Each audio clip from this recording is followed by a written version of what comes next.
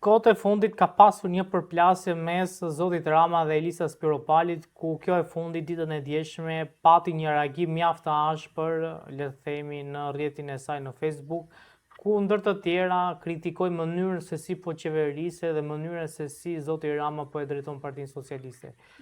Çfarë realisht po ndodh mes tyre dhe kjo është një përplasje e vërtetë apo është një, le të themi, lejim nga zoti Rama që Elisa Spiropali të dalë nga radhët e tij dhe të bëj këtë zhurmën, le të themi, sikur Partia Socialiste, po themi, është e lirë dhe në këtë parti ka zëra kundër. Nuk mendoj se kjo i shërben, do t'i shërbente zotit Rama, pra nisur nga ky gjykim, nuk mendoj se zonja Spiropali është e futur për t'i shërbyer kryeministrit aktual. Unë mendoj që zonja Spiropali ka shtytje dhe mbështetje në disa segmente të Partisë Socialiste, segmente, po themi, jo të vjetra, po antike Partisë Socialiste, dhe mendon se mund t'jetë alternativa, duke parë se sa fort ka rënë figura e kryeministit Rama, se siç dihet, pavarësisht asaj aureolës së pushtetit që ai përpiqet të jap në popull, aksionet politike të Edi Ramës kanë marrë fund. Edi Rama është një politikan që nuk ka të ardhme, është një politikan që ka shkruar vetë fundin e periudhës vet, është thjesht çështje kur do të ndodh dhe në ç'më mënyrë do të ndodh, dhe kjo është ajo që e shqetëson kryeministrin sot për sot. E di që nuk i vjen nga kjo opozitë, pseudo opozit me të cilës ja ka bler gjakun jo një herë, po 99 herë, të cilën e mban me tendera, të cilët ata që dalin dhe organizojnë edhe që ngrenë gishtin me qafën shtrembur në përmitingje, janë të bler 39 herë me tendera, me biznese për baxhanak, për vëllezër e të tjerë. Pra të gjithë këta bëjnë kot. Bombat Molotov janë thjesht për show, janë thjesht klounad që bën e ashtu quajtura Partia Demokratike për të mbrojtur familjen Berisha. Kjo është vetmi objektiv real i të gjithë atyre protestave dhe atyre gjërave. Nuk ka të bëj fare as me demokratë të thjesht, as me marrjen e pushtetit. Pra nuk rrezikohet nga ata zoti Rama. Zoti Rama rrezikohet nga trysnia që i vjen nga jashtë dhe nga trysnia që krijohet brenda për brenda nga këto lloj çarjesh, si kjo e zonjës Spiropali. Pra, teoria na mëson që kudo që ka presion, krijohen çarje, dhe në këto çarje mund të hyj ujë, mund të hyjnë pykat, mund të hyjë shumë çka, bëhet më e thjeshtë pastaj për të rrëzuar një diktatoruc nga froni. Se kush e ka këtë agjend, unë nuk mund ta them me siguri sepse nuk kam ato lloj informacionesh, po duket qartë që trysnia mbi kryeministrin shqiptar është duke u bërë përtite më e fortë, dhe sigurisht që ka disa vite, nuk është e re, që ai ka humbur aksionet pozitive në Perëndim dhe me Shtetet Bashkuara të Amerikës, mendoj unë, prej kohësh e njohin dhe e dinë se kush është. Pavarësisht se gjitha shtetet e huaja ju duhet të merren me kryetarin e shtetit, me njerëzit që drejtojnë shtetin në Shqipëri, dhe gjatë gjithë kësaj periudhe ky person ka qenë kryeministri Rama. Tani ti kthehem pyetjes së drejtë për drejtë, për te kontekstit. Zonja Spiropali është duke kundërshtuar kryeministrin. Mirë, po duhet i bëjmë vetes dy pyetje. Në radhë të parë, a ka pranuar ndonjë faj zonja Spiropali dhe po përpiqet që të rinovoj Partinë Socialiste, ta rikthej në një parti të majtë, që nuk është më, është një parti oligarkike tani më. Po përpiqet që të bëjë një qasje ideologjike që fillon tek vetja, duke thënë që unë jam ajo që kam bërë këtë. Unë, jo qeverisja, jo zoti Rama, jo mënyra se si po qeveriset. Të filloj të thotë që unë e kam bërë këtë, unë i kam shërbyer kësaj agjende, e kam bërë për arsye 1, 2, 3, 4, po nga sot e tutje unë nuk jam më pjesë e kësaj agjende, çfarëdo që të ndodh. Këtë nuk e shoh, edhe nuk pres që ta shoh, sepse zonja Spiropali po i qaset edhe kundërshtisë me të njëjtat mënyra të Parisë së Tiranës. Pra po i qaset së brendshmit, po i qaset nga pikpamja e kapjes së strukturës ose të një pjese të strukturës. Dhe nëse marrim me mend që mund të jetë e suksesshme në këtë, që mund të ketë disa lidhje të cilat e bëjnë suksesshëm në këtë. Ajo që ndodh është që Elisa Spiropali krijon një parti në vete me disa militant të cilët janë të pakënaqur nga regjimi i Edi Ramës dhe krijojnë një pjesë tjetër politike, një partiçk tjetër politike, e cila ndoshta edhe mund të krijojë probleme numerike për Edi Ramën, por e cila menjëherë pas zgjedhjeve apo marrjes së forcës politike do të fillojë të kryejë pazare. Do të fillojë të bëjë pazare sepse qëllimet objektivat nuk kanë ndryshuar. Këtë po vendukje unë zonja Spiropali, e cila ka qenë kryetare e kuvendit, ka pasur gjitha mundësitë që këtë gjë ta shohë kur ishte në pushtet. Fakti që e pa tani që e hodhën tutje si leck të përdorur, tregon që ky është një veprim reaktiv dhe jo aktiv, nuk është reflektiv. Nuk ka reflektuar mbi pamundësinë e ecjes përpara në këtë lloj sistemi zonja Spiropali. Thjesht janë prishur interesat e klanit që përfaqëson. Ndërkohë mos harrojmë që zonja Spiropali ka përfituar mjaft nga ai pushtet. Pasuritë e saj, me sa thot media, nuk janë të konsiderueshme. Të njerëzve afër saj, të tjera, madje edhe në pamje ka ndryshuar mjaft dukshëm. Kështu që nuk do të kisha shumë besim tek një lëvizje e tillë. I shërben mediatikisht, zhurmë së madhe për të mbajtur popullin me gallat. Është një lloj Big Brotheri politik. Dhe fatkeqësisht shqiptarët janë duke rënë pre. Kjo është një lloj skllavërie mendore e popullit, i cili bie pre këtyre gjërave shumë kollaj. Kemi tani më Monika Kryemadhi në Big Brother dhe harrohet që është një nga hajdutet më të mëdha të Parisit të Tiranës, harrohet që atë pamjen e bukur dhe të kuruar, siç thuhet me gjuhën jo shqip, se nuk është shqip ajo fjalë, po nejse, e ka me paratë dhe me gjakun që i ka vjedhur shqiptarëve, pavarësisht se ishte nga një familje jashtëzakonisht shumë e nderuar dhe mund të ishte kundërpesh e Parisit të Tiranës. Jo, ishte një nga pjesëtarët e saj më aktive që ka lëvizur majtas djathtas, nuk ka pasur asnjë lloj parimi përveç se paras lekut dhe tani po përpiqen që të ruajnë lekët e tyre. Pra, ky lloj Big Brotherizmi që e mban peng shoqërinë shqiptare, e mban skllave shoqërinë shqiptare, duhet përfundojë. Por fatkeqësisht zonja Spiropali po shërben interesat e saja personale, legjitime, se çdo kush ka drejt që të hedh hapan politik, duke krijuar këtë lloj show. Nuk besoj që është real. Griti, për herë të parë që pas arrestimit është shfaqur Ilir Meta. Ka pasur mjaft reagime lidhur me po themi shfaqjen e zotit Meta dhe madje kanë shkuar deri aty sa shumë qytetar, njerëz, le të themi publik, kanë qenë, le të themi, jo shumë dashamirës me pamjen që ai ka pasur dhe kanë shkuar deri aty sa të kërkojnë edhe ndoshta një mas sigurie pak më lehtësuese ndaj zotit Meta. Si e keni parë reagimet që kanë ardhur pas shfaqjes që zotit Meta në pas xhamit të gjykatës së posaçme? Shikoni, unë nuk jam sadist dhe pamja e vajtueshme e çdo lloj njeriu më sëmbon në zemër dhe nuk kam asnjë lloj ndjesie që më bën të ndjehem mirë kur shoh dikë që duket keq në kamera. Mirë po, duhet kemi pak më kujtesë më të thellë. Në radhë parë duhet shohim se për kë po flasim. Në radhë dytë po shohim çfarë përfaqëson zoti Meta.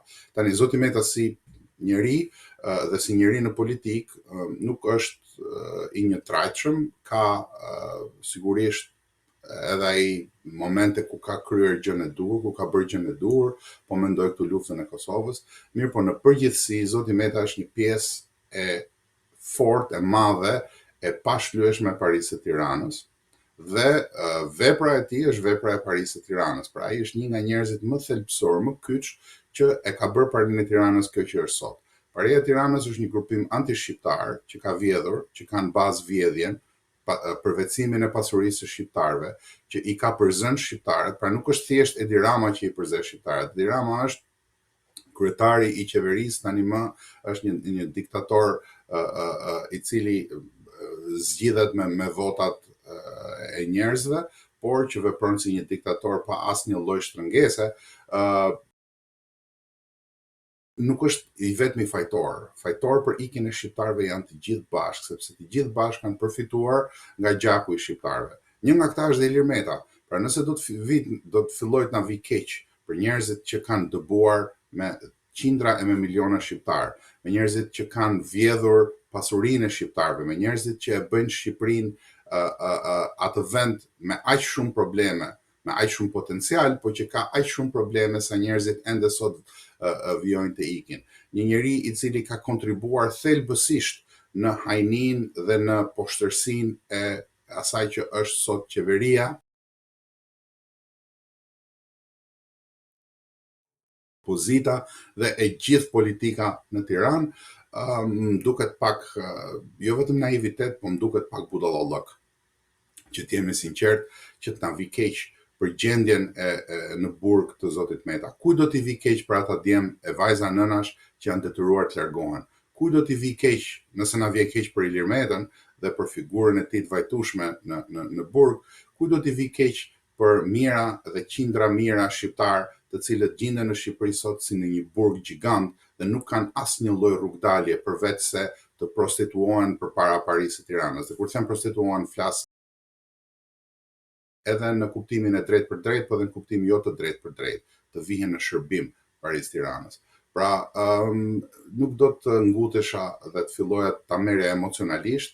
Ishte një pamje që sigurisht nuk ishte një pamje që duhet na japi gëzim, por nuk ka pse të na vi keq për Ilir Metën. Ilir Meta e ka bërë vetë shtratin ku fle, e ka krijuar vet atë lloj sistemi dhe është duke paguar. Dhe nesër, nëse Ilir Metës i jepet mundësia sërish, do të rikthehej në politikë me një vrull edhe më të papar dhe do të bënte po të njëjtat gjëra sepse nuk ka treguar në asnjë moment pendes, nuk ka treguar në asnjë moment që ka reflektuar në burg. Përkundrazi është duke u marrë me çështjen e tij si të ishte një pjesëtar i denj i Parisit Tiranës. Pra, nuk më vjen keq politikisht për Ilir Metën, madje do të thoja që dënimi është shumë i butë. Ilir Meta duhet të paguajë për shumë çka, atij duhet t'i bashkohet Edi Rama, duhet të jenë në qelit ngjitur,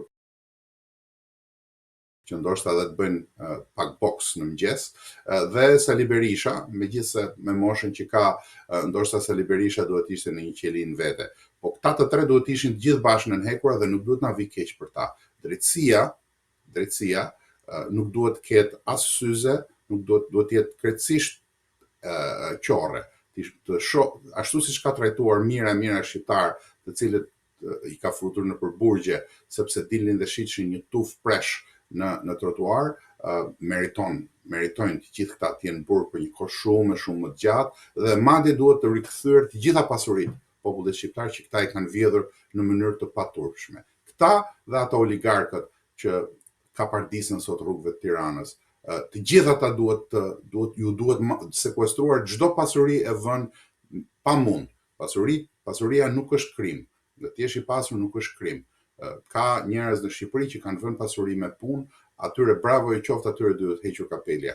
Po shumica e tyre janë këtyre oligarkëve që dalin nëpër media, që zotrojnë media, i kanë me vjedhje, i kanë bërë me poshtërsi, i kanë bërë duke shitur interesat shqiptare, këta jo burgu, po këta meritojnë që t'u merret gjithçka.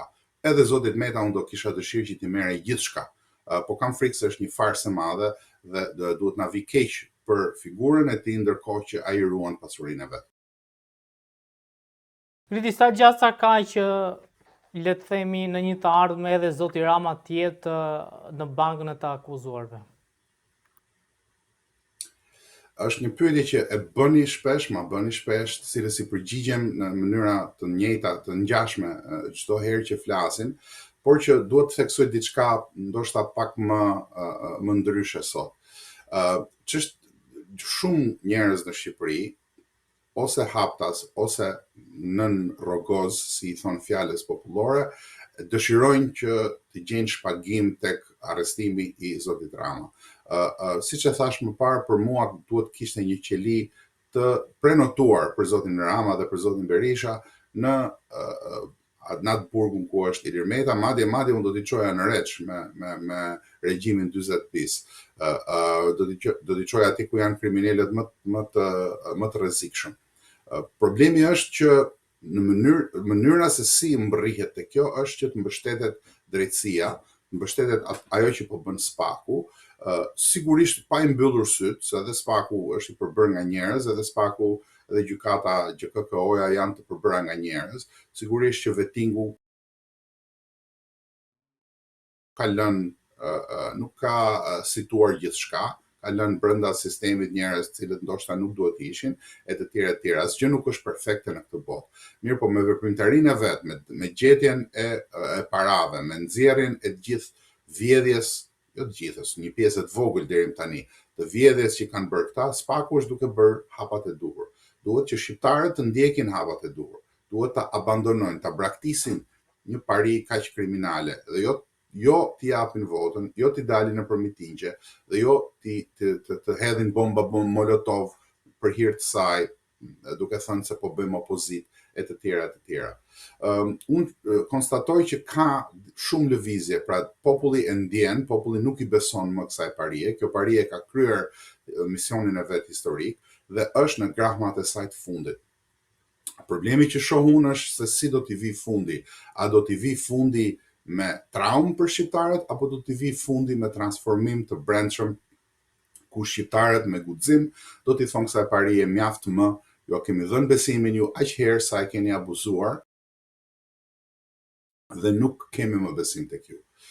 Shoh që ka disa përpjekje brenda Shqipërisë për qasje ideologjike, të bazuara jo tek njerëzit, po të bazuara tek idet, janë përpjekje të mira, pavarësisht se çdo gjë brenda kontureve të Parisë së Tiranës është e kapur, e kontrolluar dhe e ndohtur nga paria vet, sepse paria kontrollon çdo fije të sistemit politik e shoqëror në Shqipëri, por është një indikacion i mirë që po fillojnë njerëzit të kuptojnë që nuk ka më qasje simpliciste, të thjeshtëzuara, të jemi kundër këtij ose kundër asaj, ose qasje idiote siç është lufta ndaj komunizmit në këtë pikë. Komunizmi ka disa dekada që nuk ekziston më as ideologji dhe as në praktik. Komunistët më të mëdhenj janë tani oligark dhe madje një nga komunistët e kemi prej 30 e sa vitesh kryetar të opozitës. Kështu që nuk është më lufta ndaj komunizmit ajo që duhet të ndezë ndjenjat e urrëties së njerëzve. Duhet të jetë padrejtësia, duhet të jetë ajo që na ka bërë kjo pari, ajo që na ka vënë në këtë pozicion ku sot shqiptarët, pavarësisht se kemi mall e gjë shumë më tepër se sa kishim, kemi shumë më pak siguri, kemi shumë më pak mbështetje nga institucionet tona, nuk kemi më besim te institucionet tona, njerëzit vuajnë, njerëzit duan të ikin, njësoj siç ishte në vitin 90. Kjo duhet na bëjë të mendojë që çfarë bëm gjithë këto vite, ku e çuam këtë vend gjithë këto vite dhe si dilet nga kjo rrugëzgjidhje. Sigurisht që paria e Tiranës është fajtore, sigurisht që është kriminale, sigurisht që me këta nuk ka zgjidhje. Duhet një zgjidhje tjetër, duhet një zgjidhje me bazë kombëtariste sipas meje, e cila duhet të ngjizet brenda popullit. Pra, për t'i dhënë një përgjigje të shkurtër të fundit pyetjes tuaj, zoti Rama e ka vendin bashkë me zotin Meta, po duhet që këtë ta bëjnë shqiptarët. Nuk bëhet me frym peshku, e nuk bëhet duke pritur që të vijë as Amerika, as Rusia, as Kina, as Bangladeshi, aq më pak Bangladeshi, të na japi na japi llokum në tepsi. Ju duke mos zgjedhja e presidentit dhe vendimi i klasës politike të Kosovës për ta çuar Kosovën vetëm 4 muaj dhe një në zgjedhje të përgjithshme. Ishte një vendim i pritshëm nga zhvillimet e mëparshme në Kosovë, ishte e dukshme që palët nuk ishin për të rënë dakord për zgjedhjet e strukturës institucionale, pra ishte një rrugtim që ishte përvijuar prej shumë kohësh. Nuk mund të them që ky është një rezultat që i shërben Kosovës, përkundrazi është një rikthim në zgjedhje që i vlen të ashtu quajturës ushtrim demokratik, të ashtu quajturit ushtrim demokratik, por që nuk i shërben Kosovës në këtë pikë. Ajo që do t'i shërbente Kosovës në këtë pikë do t'ishte një qeveri e bashkimit kombëtar, e shpëtimit kombëtar, me pjesëmarrje nga të gjitha forcat shqiptare për t'i vënë ballin problemeve që me të cilat përballet Kosova dhe të gjithë shqiptarët sot, dhe për të garantuar fitoret që ka populli i Kosovës, që i ka marrë populli i Kosovës me luftë, për t'i garantuar në të ardhmen e afërt, të mesme dhe të largët. Fatkeqësisht e gjithë klasa politike në Kosovë nuk arriti të ngrihet në lartësinë e duhur, dhe tani më do të shkojmë në zgjedhje ku rezultati do të jetë një rezultat i pritshëm, i ngjashëm me atë të mëparshëm. Griti, vetëm duket se pjesë e këtyre zgjedhjeve do jetë edhe Vjosa Osmani tashmë si garuese në zgjedhje. Sa do ndikoj kjo në rezultatin e përgjithshëm të këtyre zgjedhjeve? Ajo do të varet nga aftësia e vot mbledhëse, të themi kështu, e ish presidentes Osmani.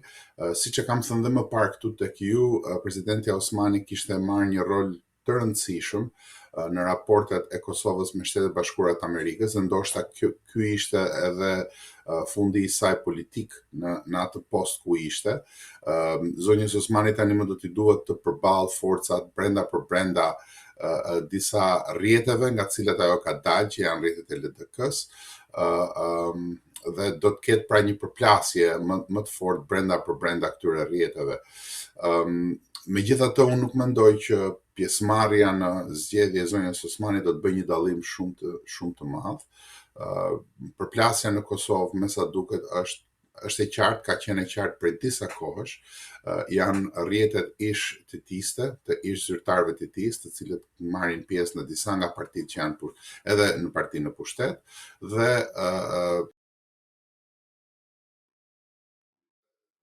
pjesa tjetër e popullsisë që është ajo që mbështet partitë e dalë nga lufta, të ashtu quajturin krahun e luftës. Kjo do të jetë përballja.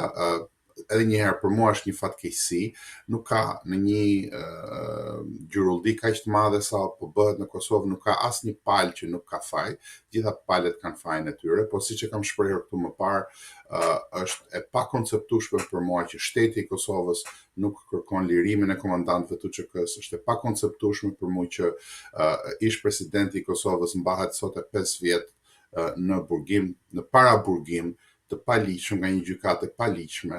Është e pakonceptueshme për mua që të vijoj i ashtu quajturi proces demokratik në Kosovë, duke pasur këto lloj problemesh në qendër të vëmendjes së popullsisë dhe në qendër të vëmendjes së mediave.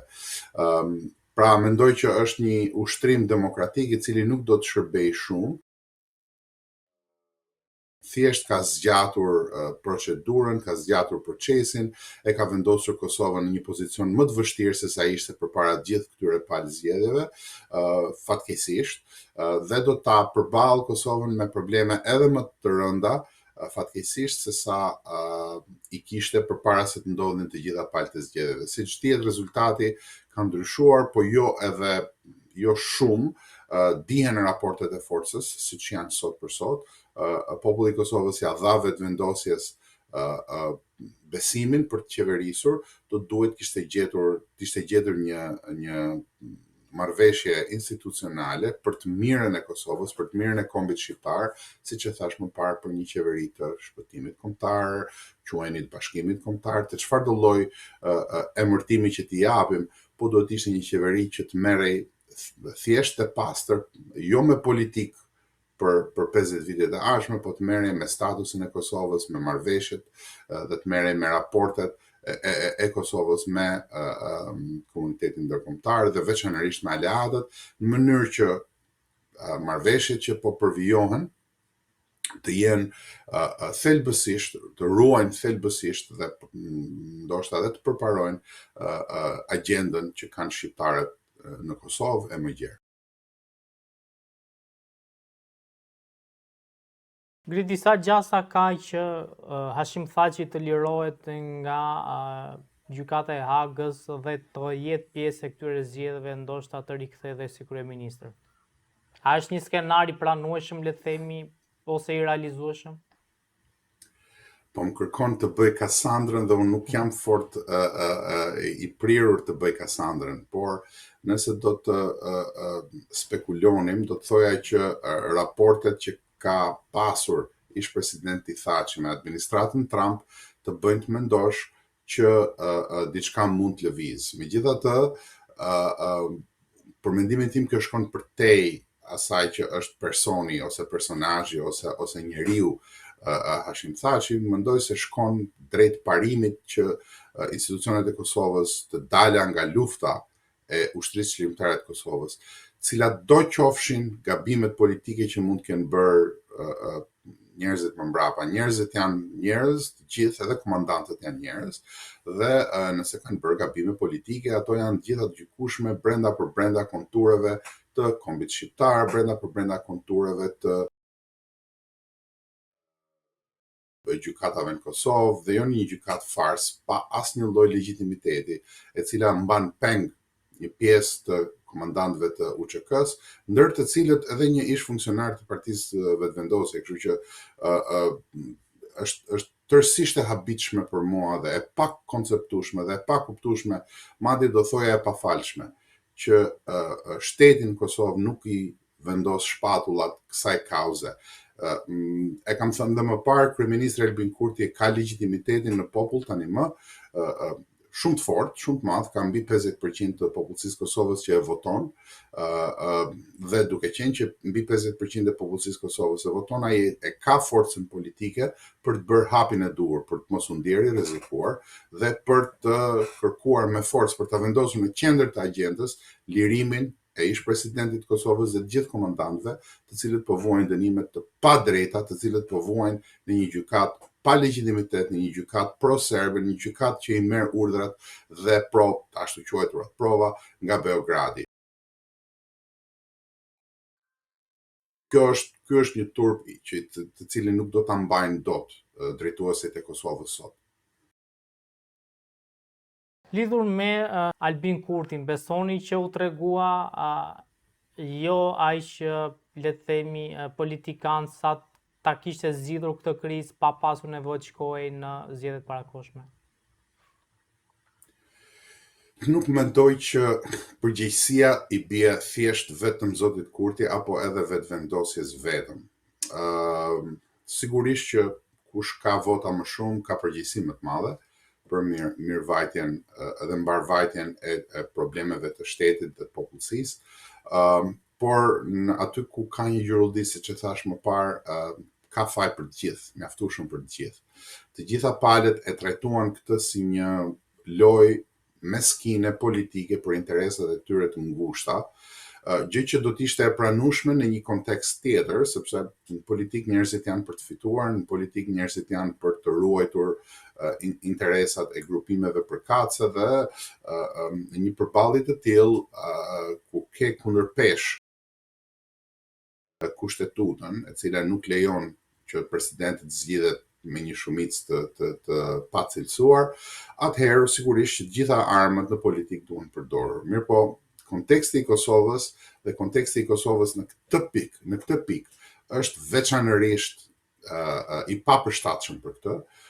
Kosova gjendet në një udhkryq jashtëzakonisht shumë të madh, gjendet përpara disa trysnive shumë të mëdha, ku ne duhet vepronim gjithë bashkë si shqiptar. Fatkeqësisht nuk kemi as në Shqipëri as qeveri dhe as opozitë që ta mbështesë realisht Kosovën, askush nuk e do Kosovën, kështu që Kosova fatkeqësisht ka mbetur vetëm e mbështetur tek populli i Kosovë, populli shqiptar në Kosovë, dhe segmentet forta të popullit shqiptar në Shqipërinë londineze, sepse paria e Tiranës është ajo që e ka tradhtuar kauzën, nuk është populli shqiptar. Por duke thënë këtë, kam bindje që ky është një gabim i madh.